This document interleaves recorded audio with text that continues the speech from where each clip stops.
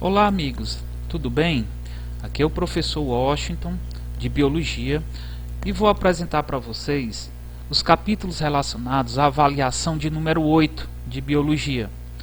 São dois capítulos, o capítulo 6 que fala das mudanças na saúde ao longo da história, que se inicia na página 387, e o capítulo 9 que fala de municípios saudáveis, que se inicia na página 420 do livro didático de vocês.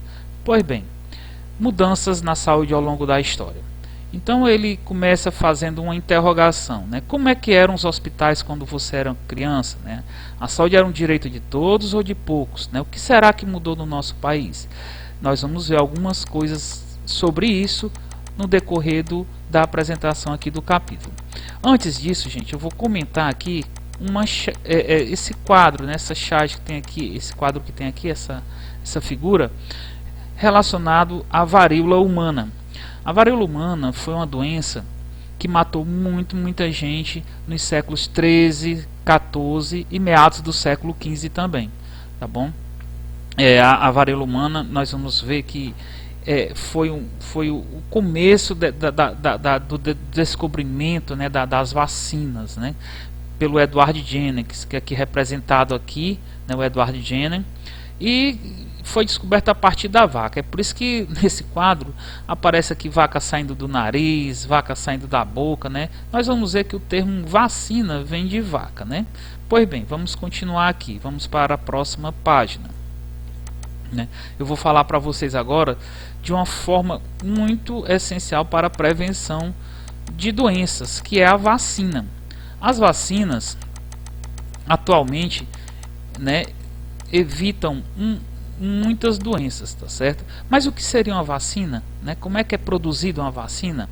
É isso que eu vou falar para vocês. As vacinas são preparados produzidos com base no próprio agente infeccioso, seja ele um vírus ou uma bactéria ou com substâncias produzidas por eles.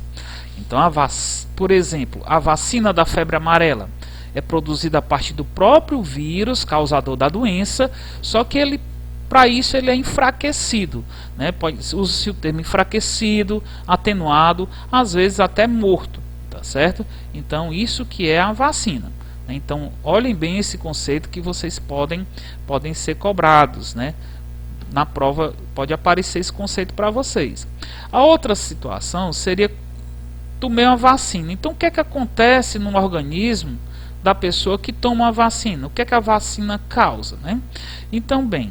Então, como o vírus não está com seu poder total de infecção, como nós já falamos num parágrafo anterior, ele é enfraquecido, a vacina ativa o sistema imunológico, que é a mesma coisa do sistema imunitário, que é o nosso sistema de defesa, formado pelos diversos tipos de glóbulos brancos, que são os leucócitos, e faz que o próprio corpo da pessoa vacinada produza anticorpos que combatem a doença e não permitem que ela se manifeste. Então, mais uma vez, a pessoa foi vacinada. O que vem na vacina? Os micro-organismos enfraquecidos. Muito bem. Então, o que a vacina faz com a pessoa? Ela ativa o sistema imunológico. O sistema imunológico ele é estimulado. Estimulado a quê? A produzir anticorpos. Anticorpos, que são proteínas especiais de defesa. Os anticorpos atacam os vírus, os novos micro-organismos, vírus ou bactérias, e o indivíduo não adoece, tá certo? E só uma coisa que eu quero salientar aqui é que toda vacina é específica. Quando a gente falou lá atrás, a vacina da febre amarela, ela vai combater o que? Só o vírus causador da febre amarela. A vacina do sarampo vai combater só o vírus do sarampo. E professor, por que eu estou vacinada com a vacina da gripe e posso pegar a gripe? A resposta está também nessa especificidade, porque não existe, até falam aqui em uma pesquisa, que a vacina da gripe tem essa baixa eficácia. Por que isso ocorre? Porque existem dezenas de vírus causadores da vacina da gripe, dezenas de vírus causadores da gripe. Então não é só um, eles sofrem mutações anuais, aparecem novas e novas variedades, tá certo? Então é por isso que a vacina não abrange 100% dos vírus causadores da gripe, e a gripe ainda aparece matando gente, infelizmente, né? Algumas pessoas são levadas a óbito devido à gripe, que vira uma coisa mais séria, tá certo? Então é por isso que acontece, a vacina tem essa baixa eficácia, mas vacinação é um ato de amor, né? Todo mundo tem que tomar vacina e vacinar os filhos, tá certo? Aqui mais abaixo eu vou falar um pouco, né, que a vacina já é usada há muitos séculos, mas de uma forma bem simples, bem rudimentar, né? Então, assim, como eu falei no início da varíola humana, né, os chineses e os povos do Mediterrâneo, eles perceberam que as pessoas que sobreviviam ao ataque da varíola não voltavam a adoecer. Com isso, eles passaram a fazer a chamada variolação, tá certo? Variolação. O que era isso? Era fazer as pessoas adoecerem de propósito, porque caso elas suportassem a infecção causada, elas não teriam mais varíola, tá certo? Então, mas era um pouco assim meio estranho, né? Porque, ó, eles inseriam algodão com pó de crostas ou com pus na narina das pessoas, vestiam as roupas de doentes, picavam a pele com agulhas contaminadas ou sujavam cortes com secreções dos infectados. Ou seja, aproximadamente 2% das pessoas que passaram pelo processo da variolação morreram porque contraíram a forma mais forte da doença, tá certo? Então, caso falem chineses, povos do Mediterrâneo, eles faziam a chamada variolação, tá certo? Passando aqui a outra página, nós vamos ver aqui o rapaz, né, o cientista, né, que descobriu a primeira vacina, né, bem rudimentar também, mas foi a primeira vacina, que foi o Edward Jenner, o cara que inventou a vacina. O Edward Jenner, ele fez o seguinte, gente, ó, ele estava em uma fazenda, né, e ele observou que no ubre da vaca, que é aquele reservatório do leite da vaca, né, tinham feridas semelhantes à da varíola humana, tá certo? E nessa fazenda, quem ordenhava as vacas eram as mulheres. Essas mulheres que ordenhavam as vacas tinham varíola, contraíam a doença, só que era muito, muito fraquinha. Logo, logo elas estavam curadas e, consequentemente, poderiam viver em paz sem ter mais problema com varíola. Então, o que foi que ele fez? Ele foi no ubre da vaca, tirou a secreção, diluiu e começou a aplicar nas crianças, ó. Qual era o intuito dele em fazer isso com as crianças? Era fazer com que as crianças tivessem a varíola bem fraquinha e logo logo estavam curadas. E isso aconteceu realmente. Tanto é que depois ele fez uma contraprova, que nem é citada no livro, mas em outros trazem essa história. Ele pegou a secreção de pessoas, de humanos, né, com a varíola muito forte, tirou a secreção e inoculou nas crianças, e as crianças não adoeceram, tá certo? Ou seja, o Edward Jenner, lembrar desse nome, vou até voltar aqui um pouco para vocês, né, tomarem nota. O Edward Jenner foi o cara que criou, né, o cientista aí que criou a primeira vacina, tá certo? Tanto é, ó, que aqui está o nome, ó, varíola vacinae, que é varíola da vaca, ó. O termo vacina vem de vaca, tá certo? Né? Então foi isso. Então, mas foi somente um século depois, né, com as pesquisas do Louis Pasteur, criador do processo de pasteurização, né, que a relação entre os micróbios e doenças foi demonstrada. Então, qual foi a primeira vacina criada por Pasteur? Foi a vacina contra a raiva, né, transmitida para as pessoas, tá certo? Pelos animais da floresta, né? Então, durante o século XX, várias outras vacinas foram criadas, né? Tá certo? Então, hoje em dia não existe mais casos de varíola no Brasil, né? Desde 73 o Brasil recebeu essa certificação internacional da erradicação da varíola, e desde 80 essa vacina não consta no calendário obrigatório de vacinação nacional. E vem outro questionamento, né? Atualmente nós temos várias campanhas de vacinação, não é isso, gente? Temos campanhas contra a paralisia, o sarampo, a gripe, a febre amarela. Então, o órgão do governo responsável por fazer essas campanhas, né, é bem conhecido, que é o nosso Sistema Único de Saúde, que é o SUS, tá bom? Então, tá aí, o Sistema Único de Saúde é o responsável, né, por por proteger as crianças e os adultos através da vacinação. Então vamos em frente, né? Aqui essa parte é só o calendário, não tem necessidade. Vamos em frente aqui para a outra página. Aqui nós encontramos, né, do lado esquerdo essa figura, né? Vou só mostrar para vocês aqui, que eu acho interessante, né, que são os órgãos e tecidos responsáveis por produzir, né, os nossos anticorpos. Então isso aí corresponde ao nosso sistema imunológico, nosso sistema de defesa.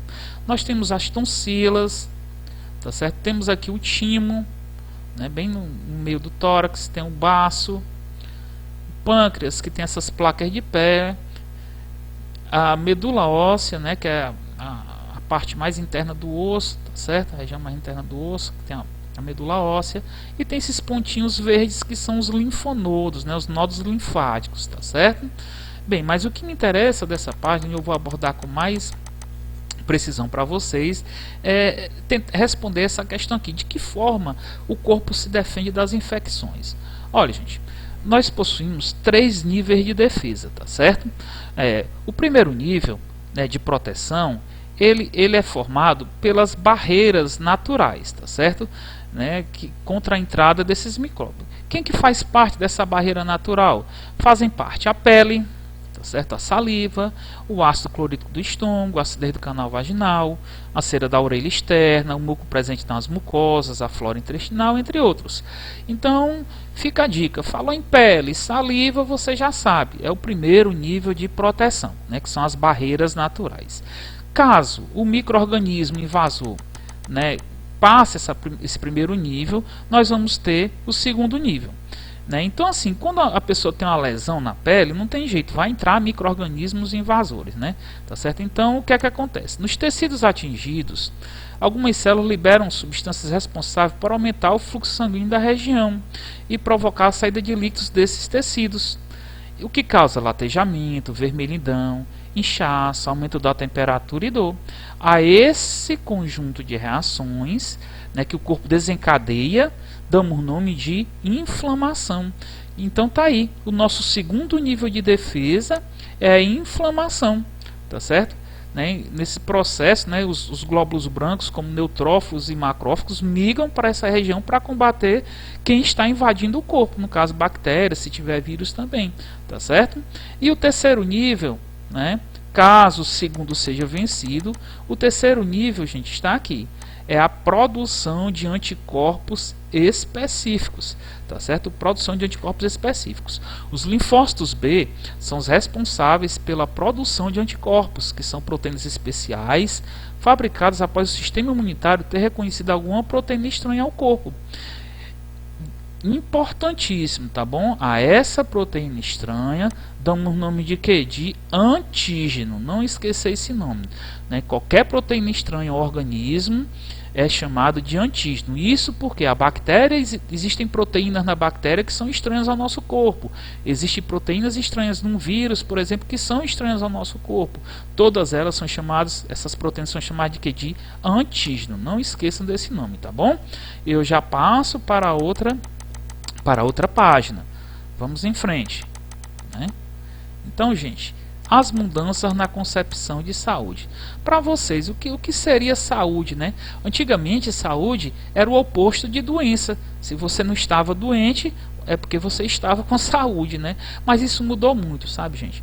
Hoje, a Organização Mundial de Saúde considera que saúde é um bem-estar físico. Você está bem fisicamente, emocional, que é a parte psicológica, a parte mental, e o social também, tá certo? Então são 3 coisinhas aí, né? A pessoa tem que estar com bem-estar físico, emocional e social, né? Então isso foi a modificação no conceito de saúde. Também houve uma modificação no tipo de medicina aplicada. Antigamente praticava-se essa medicina chamada medicina curativa, né? Então, assim, as pessoas adoeciam, né? Então os médicos e os cientistas corriam atrás de procurar a cura, de curá-las, né? Tá certo? Por quê? Porque praticava-se a medicina curativa. E hoje em dia, né, bem simples, hoje pratica-se essa medicina preventiva, né? Que todos nós temos que fazer exames preventivos, né? é importante essa prevenção, né? Então, antigamente era a medicina curativa, hoje é a medicina preventiva, né? Bem, eu acho que creio bem simples para vocês, né? E vamos passando aqui, né, para outra página. Na outra página, a gente vai falar um pouco sobre a AIDS no Brasil. São só alguns dados, né, que podem aparecer para vocês. Ó. Essa parte aqui, ó. Em 2010, foram notificados 34.218 casos da doença e a taxa de incidência de AIDS no Brasil foi de 17,9 casos por 100 mil habitantes. Atualmente ainda há mais casos de doença entre os homens do que entre as mulheres, mas essa diferença vem diminuindo ao longo dos anos, tá certo? Então são só alguns dados. Na outra página já a gente volta a falar sobre AIDS. O que eu quero mesmo dessa página é falar sobre as DSTs, que são as doenças sexualmente transmissíveis, né? Isso é uma chaga na população, né? Porque tem pessoas que são recorrentes disso aqui. Então, as doenças sexualmente transmissíveis são transmitidas principalmente por contato sexual, sem o uso da camisinha e com a pessoa que esteja infectada, e geralmente se manifesta por ferimentos, bolhas ou verrugas. O que eu quero que vocês atentem aqui são as DSTs mais conhecidas. Não esquecer, tá? Não esquecer. Quem são as mais conhecidas? São a gonorreia, a hepatite tipo B e sífilis. Repetindo, gonorreia, hepatite tipo B e sífilis. Não esqueçam disso para a prova de vocês, tá? Estamos quase terminando esse primeiro capítulo. Aqui mais um tópico falando sobre a AIDS, né? Antigamente grupo de risco, hoje comportamento de risco. Então aqui é o seguinte, gente, quando explodiu a epidemia de AIDS no mundo todo, as pessoas que trabalhavam na frente, né, na linha de frente, os médicos, os enfermeiros, falaram no chamado grupo de risco, tá certo? Grupo de risco. Quem era o grupo de risco? Eram considerados grupo de risco os homossexuais, tá certo? Os usuários de drogas injetáveis e os hemofílicos. Né? Mas logo eles viram que eles estavam completamente equivocados, né? Então, estavam errados. Por quê?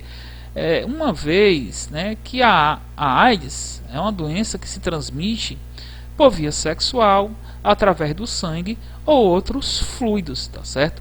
Portanto, não há grupo de risco não, mas existe o que? Comportamento de risco. Vou até grifar aqui para vocês verem. Se arrisca quem não se comporta de forma a prevenir a doença, tá certo?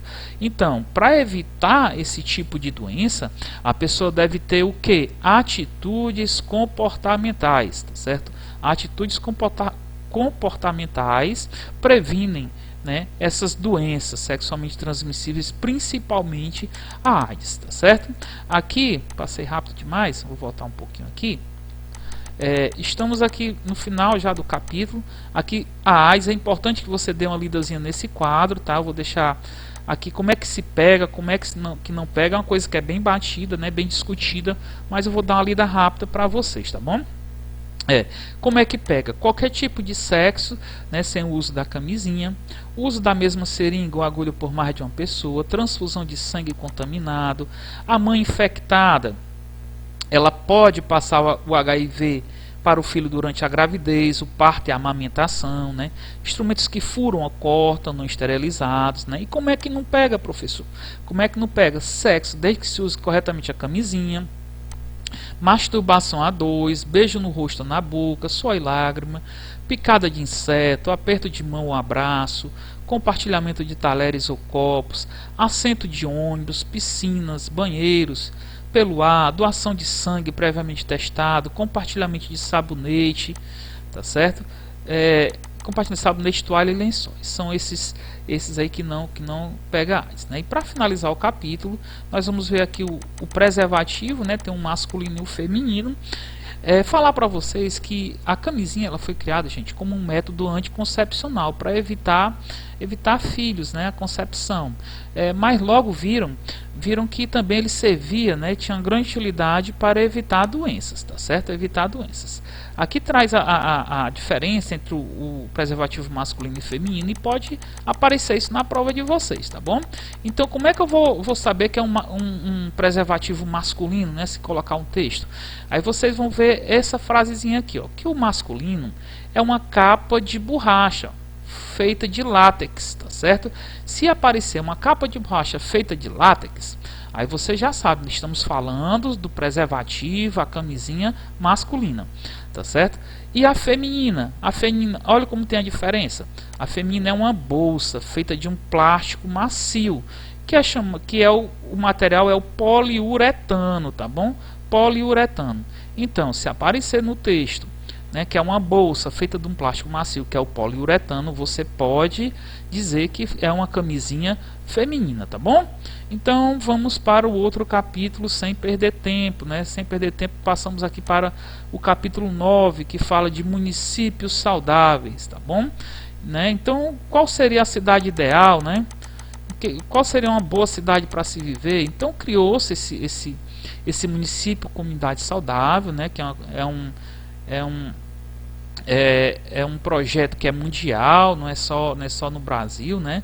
Que tem um objetivo o quê? Ele tem um objetivo de unir o poder público, que é a prefeitura, todas as secretarias, lideranças locais, a população, e chamar todos para pensar, né, sobre como todos gostariam que fosse a cidade onde vivem, né, para fazer um planejamento, a conservação do que ela tem de bom e solucionar os problemas, né. Resumindo, importante esse resumozinho, tá certo? Resumindo, um município saudável, segundo a Organização Mundial da Saúde, é aquele que investe para melhorar de modo contínuo seu ambiente físico e social, com a participação ativa da comunidade. A comunidade tem que estar presente.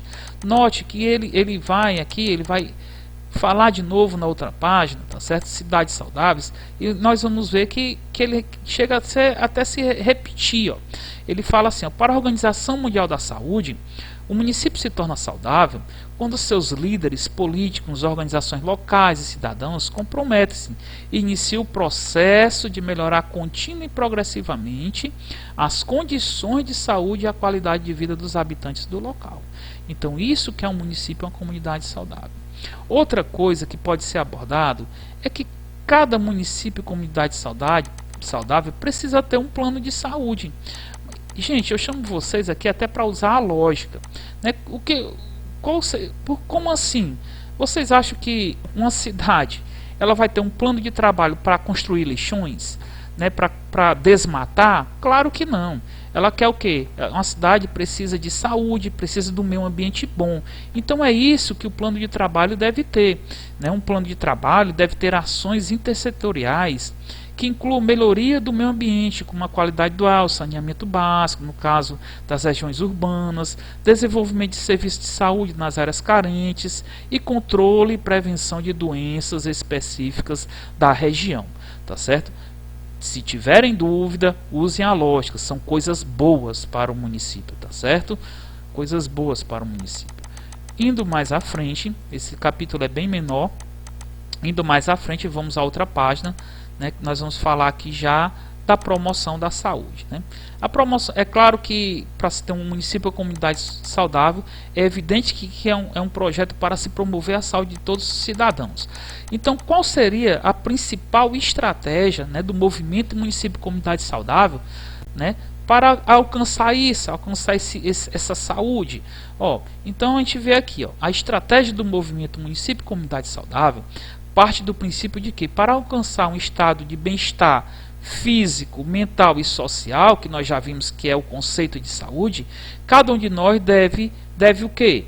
Deve, olha a frase, ser capaz de analisar o local onde vive, perceber suas necessidades e atuar de forma a promover mudanças, com apoio da prefeitura, da secretaria e das demais lideranças, tá bom? Então é isso. Né? Então a estratégia para promoção da saúde é a pessoa ser capaz de analisar o local onde vive, perceber suas necessidades e atuar de forma a promover mudanças com apoio da prefeitura e das secretarias e das demais lideranças, né? Então esse negócio de promoção da saúde é uma coisa séria, né? Tanto é que teve um encontro no Canadá e lá foi escrito essa Carta de Ottawa para a promoção da saúde, né, de 1986. O que é que dizia a Carta de Ottawa? Dizia o seguinte: a promoção da saúde consiste em capacitar a população para melhorar as suas condições de saúde, né? Melhorar as condições de saúde e aumentar o seu controle sobre elas. Então é isso que dizia a Carta de Ottawa para a promoção da saúde. Cuidado, isso pode ser cobrado para você na sua prova, tá? Quase lá, vamos agora para a água e a saúde, né? Então a água, ela tem um papel importante, tá, na nossa saúde, né? Porque nós bebemos água, a água é importante para a nossa higiene, a água serve para cozinhar os alimentos, é utilizada, a água é importante na indústria, na agricultura, né? Porém, gente, muitas cidades, né, e comunidades, desculpe, não falar, comunidades, ainda tem a problemática da água, como tem nessa foto aqui, 3 pessoas carregando um baldinho de água na cabeça, né? E isso então é outra coisa da lógica. Imagine uma comunidade que passa por essa situação de buscar uma água, às vezes nem sempre boa para o consumo, em locais longe, né, com um balde na cabeça. Os impactos são positivos ou negativos? Tenho certeza que você vai dizer que é negativo. A mesma coisa serve para o saneamento básico. Cidades que têm saneamento básico, ótimo, beleza. As que não têm, o impacto é negativo também, né? Então vou ler aqui alguns dados, né, que podem aparecer para vocês, né, que são dados do IBGE. Bem aqui, dados do IBGE demonstram que no Brasil 22,4% dos domicílios não contam com rede de distribuição de água. São quase 10 milhões de casas que não recebem água tratada, o que obriga seus moradores a buscá-las em poços, açudes e outros locais, nem sempre fontes adequadas ao consumo.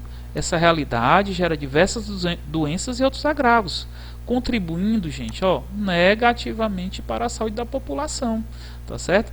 A mesma coisa é aqui a ausência de esgotos, também outro fator que prejudica muito a saúde dos brasileiros, pois, entre outras coisas, aumenta a poluição da água que depois será consumida.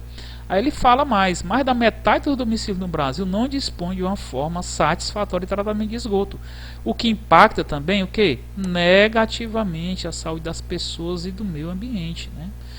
Aqui um dado importante, segundo dados do SUS, estima-se que anualmente ocorram cerca de 700 mil internações hospitalares relacionadas com a água e a falta do saneamento básico, tá?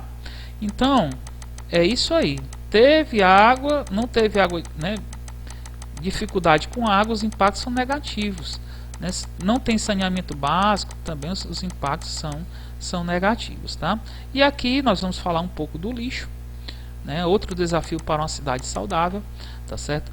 O lixo, gente, qual seria o melhor destino para o lixo, né, que é produzido em nossas casas? O melhor destino, atente para essa palavrinha, é o aterro sanitário, né, que é um terreno preparado para receber esse lixo sem contaminar o meio ambiente. Então, cidades que não têm um aterro sanitário, tá certo, fazem o que? Os chamados lixões. Então, o lixão é outra coisa que vocês devem saber. O lixão, o que é que ele traz vários malefícios, né, à população, né? Os lixões causam poluição do solo, da água que bebemos, do ar, sem contar que permitem a proliferação de muitos seres vivos que causam doenças aos seres humanos. Então o lixão não é uma boa, tá certo? Então você pode ser questionado pelo lixão, e você já sabe, é poluição e doenças, né? Poluição e doenças. E aqui para finalizar, a gente tem só uma foto aqui do aterro sanitário, né? Que é essa maquetezinha aqui do aterro sanitário, né? Notem que aqui é feito um grande buraco, né, que é impermeabilizado, né, com concreto ou uma manta asfáltica. O lixo vai ser depositado, porque o que causa muita poluição é o chorume, né? O chorume é aquele líquido que se forma no lixo após 2 dias que é coletado. Aquele líquido, ele é todo drenado, tá? Vai ser drenado, vai ser captado e vai passar por um tratamento de choque, tá certo? E desse tratamento vai surgir um biogás, tá certo? Esse biogás, ele serve ele é muito combustível, ele serve para carros movidos a gás. Se for envasado, vai servir para cozinhar.